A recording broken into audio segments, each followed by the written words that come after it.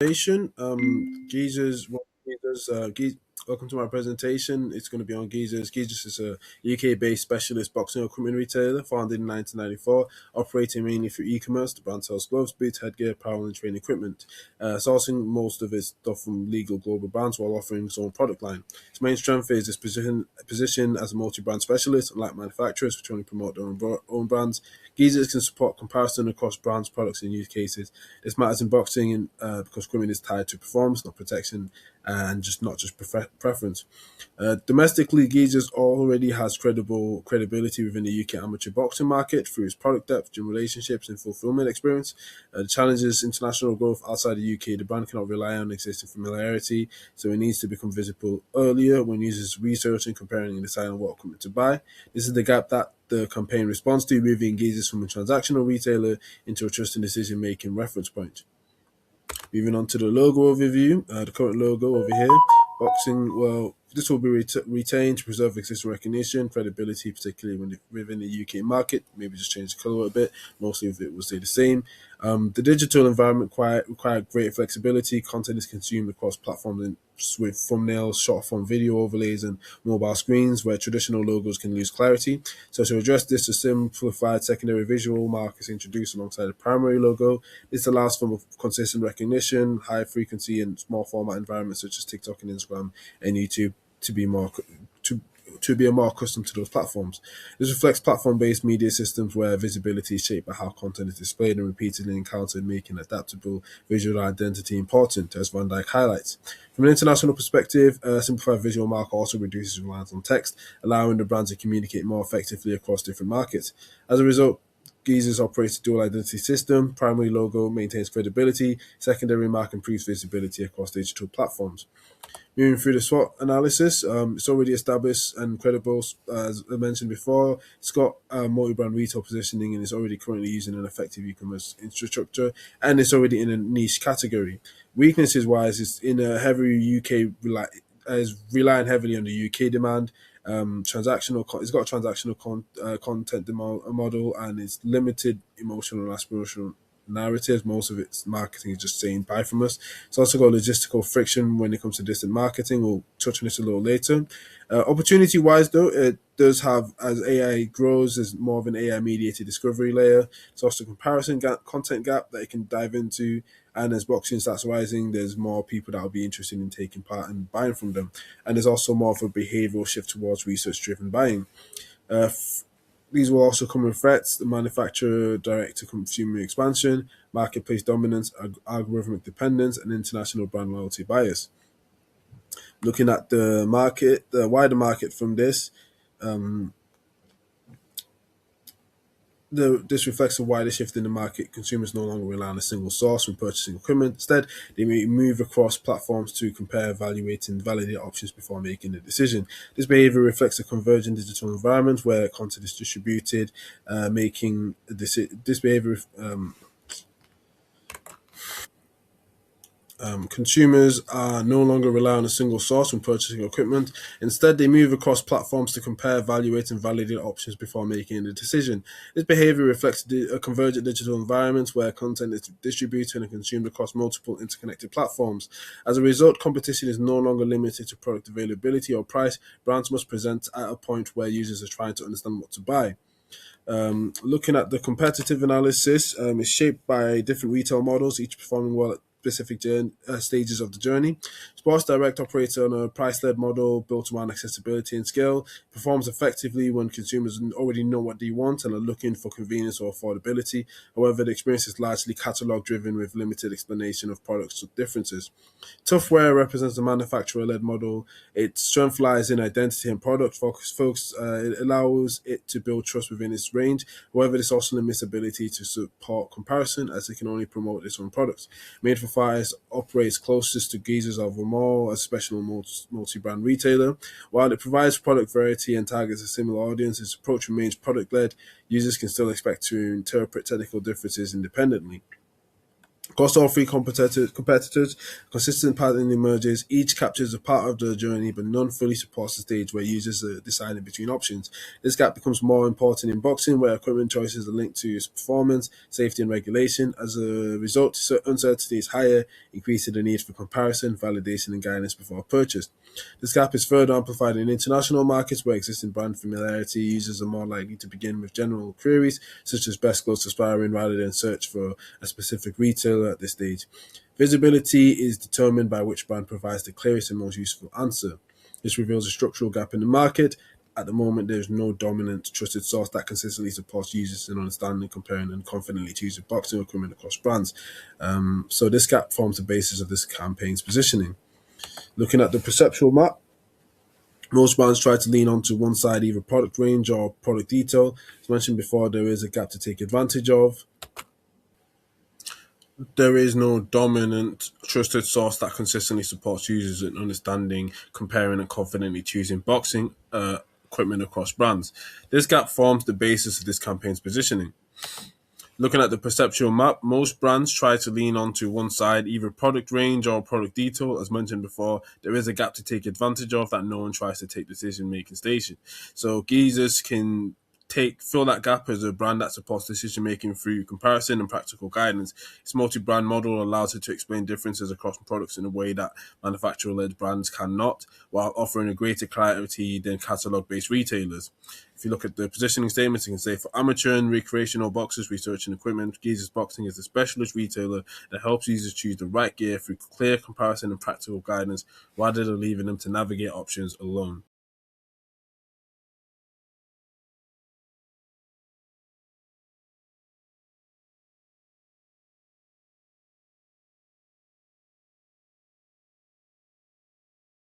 Good audience is focusing on individual a target audience is focusing on individuals who actively engage with boxing and make considered research-driven decisions when purchasing equipment. The primary group consists of competitive amateur boxers aged approximately 16 to 28, based in the UK, Ireland, or Australia. These individuals train multiple times per week within structured gym environments and require both equipment that meets both performance and regulatory standards. Their purchasing behavior is shaped by evaluation and comparison. Users actively search for information, watch equipment reviews, and seek advice from coaches or other boxers before committing to a purchase. This aligns with wider digital behavior. Individuals aged 16 to 24 spend an average 7 hours 35 minutes online per day, while those aged 25 to 34 spend over 7 hours, indicating high exposure to digital content throughout the decision making process, according to Data Reportal. As a result, purchasing is shaped across multiple touch points, with users moving between short form content and long form videos and search depending on their level of uncertainty. This makes the primary group particularly valuable. They are more likely to make repeat purchases and show lower price sensitivity when confident in their decisions, aligning with Giza's positioning around guidance and comparison. Secondary audience, the purchase group number two, consists of recreational and fitness-based boxing participants, typically aged 18 to 35. This group engages more casually but still experiences uncertainty when moving beyond entry level equipment. Their behavior is more influenced by short form content and platform driven discovery. For example, users aged 18 to 24 spend on average 76 minutes per day on TikTok and 53 minutes on Instagram, according to Statista. While initial exposure is more passive, this group often transitions into more active research as their involvement increases. This makes them important as a growth layer where accessible and structured content can influence decision making over time. Geographically, the campaign focuses on Ireland and Australia as priority expansion markets. Both markets demonstrate strong boxing participation with over 360 affiliated clubs in Ireland and approximately 198 and 500 participating in Australia, according to IABA and ASCC. This provides a stable base of users with recurring equipment needs. At the same time, these markets share cultural and linguistic similarities with the UK, allowing for a largely standardized strategy with minor adaptation based on platform use and behavior. Overall, the audience is defined by a shared need to understand and compare equipment before purchasing, making them well suited to a strategy built around guidance and decision support. When we look at the digital justification. The selection of digital platforms for this campaign is driven by how the target audience forms decisions before purchase rather than by platform popularity alone. As identified earlier, purchasing behavior within boxing equipment is not immediate. Decisions are developed through repeated exposure, comparison, and validation across multiple digital sources. It reflects the zero moment of truth, or ZMOT, where consumers actively search, evaluate, and revisit information before making a purchase decision according to LISIC. As a result, platform strategy must support this multi-stage process rather than treating platforms as isolated channels. This behavior exists within a wider digital media environment shaped by convergence. Content is no longer consumed in a single location. Instead, users move across platforms depending on what they need at each stage of their journey, engaging with different types of media in a non-linear way. At the same time, platformization means visibility within these environments is not neutral. Platforms determine what content is seen through algorithmic selection, interaction data, and user behavior, meaning that content must be designed to perform within these systems rather than simply exist within them, according to Van Dyke and Paul and Dewell. To reflect this, the campaign is structured around 6 connected layers: social, influencer, community, search, and website retention. Each layer is justified by not by its function alone, but by its role within consumer decision making and the theoretical mechanisms that underpin it. The social layer is justified by patterns of digital consumption. Globally, platforms such as YouTube, Instagram, and TikTok attract billions of users, with YouTube alone receiving 28.5 billion monthly visits and TikTok over 2.2 billion uh, according to Data Reportal. These platforms dominate early stage attention, particularly among younger audiences who spend over hours per day online. Within platformized environments, visibility is shaped by interaction, meaning that content which generates engagement is more likely to be distributed, according to Van Dyke. This makes social platforms critical for initial exposure, as they determine which ideas reach users before active decision making begins. For the influencer layer, you'll see a lot of what Bogovska and Canova talk about within their source credibility theory.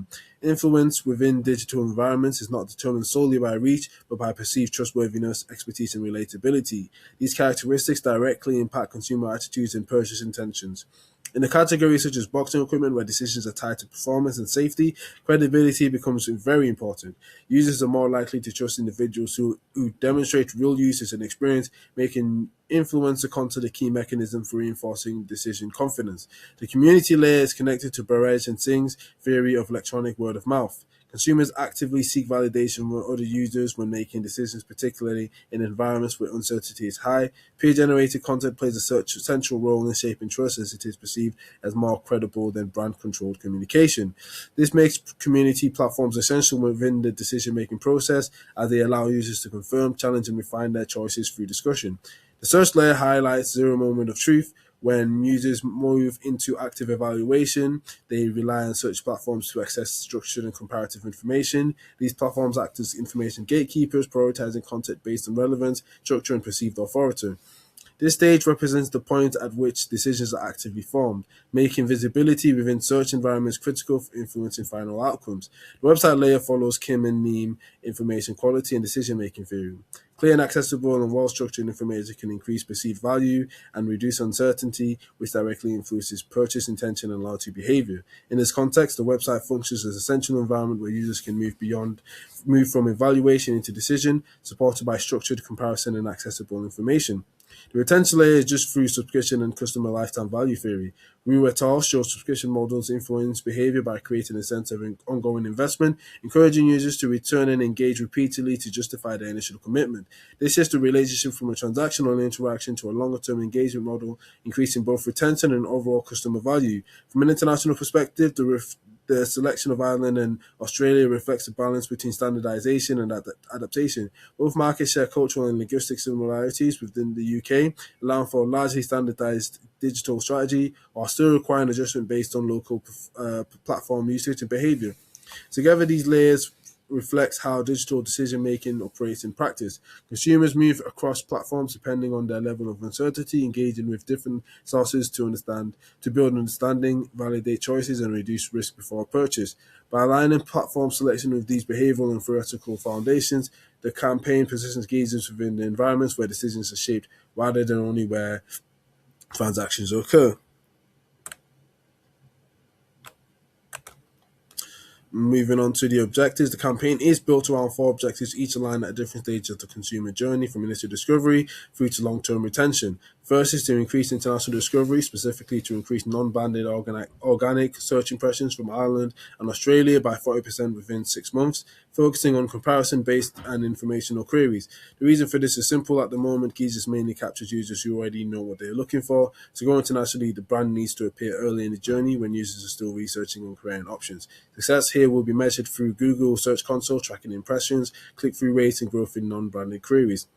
Second objective is to establish Geezus as a recognized reference point in equipment decision making. This will be measured in increasing instances where Geezus appears in AI-generated responses, such as Google AI overviews and ChatGPT by 20% over a 12-month period.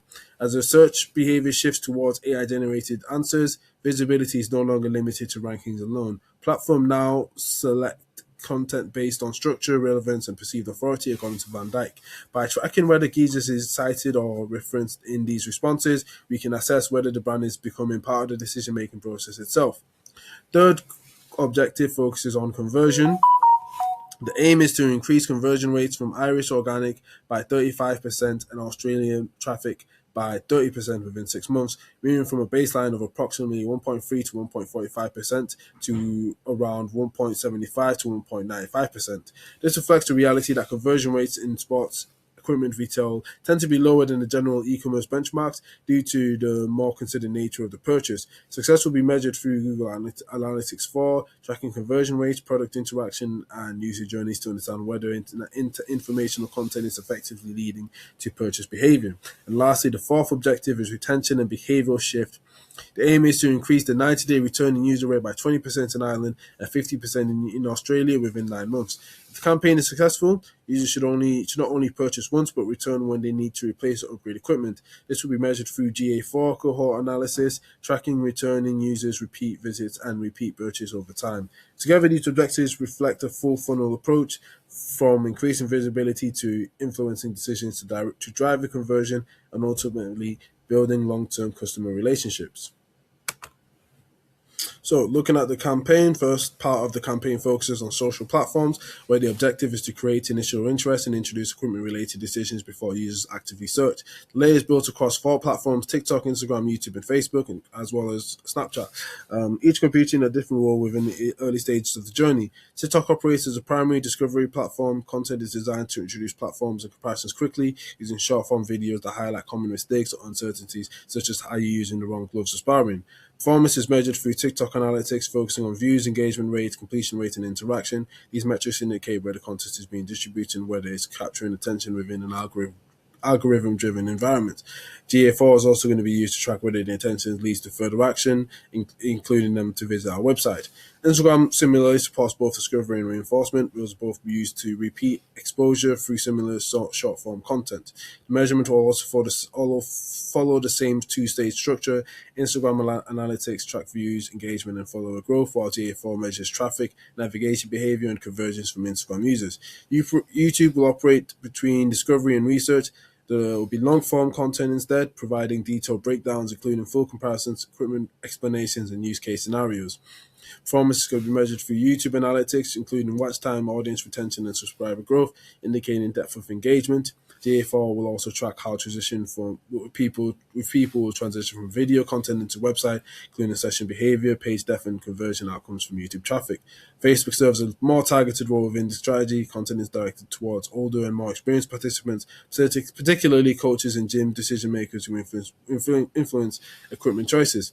This includes group-based content, discussion posts, and shared insights that support community-level interaction. It supports Objective 1 and contributes to Objective 3 by moving users into the research stage. Measurement will focus on within the platform, including comments, shares, and group activity, alongside referral to the website through the GA4. Across all platform, content follows a consistent structure. Short-form content introduces the question, long-form content expands on it, and both direct users towards the comparison pages on the website. First, platform analytics assesses whether content is being distributed and engaged with, using metrics such as views, engagement rates, watch time, and completion rates. Second, GA4 tracks whether this engagement leads to meaningful behavior. Moving on to the influencer strategy, the second part of this campaign will focus on this, where the objective is to reinforce credibility and support the decision-making process through real usage and experience. This strategy centers on nano and amateur boxers rather than large-scale influencers. These individuals typically have smaller audiences, but strong relationships with their followers, particularly within gym environments and local boxing communities. The content is based on participation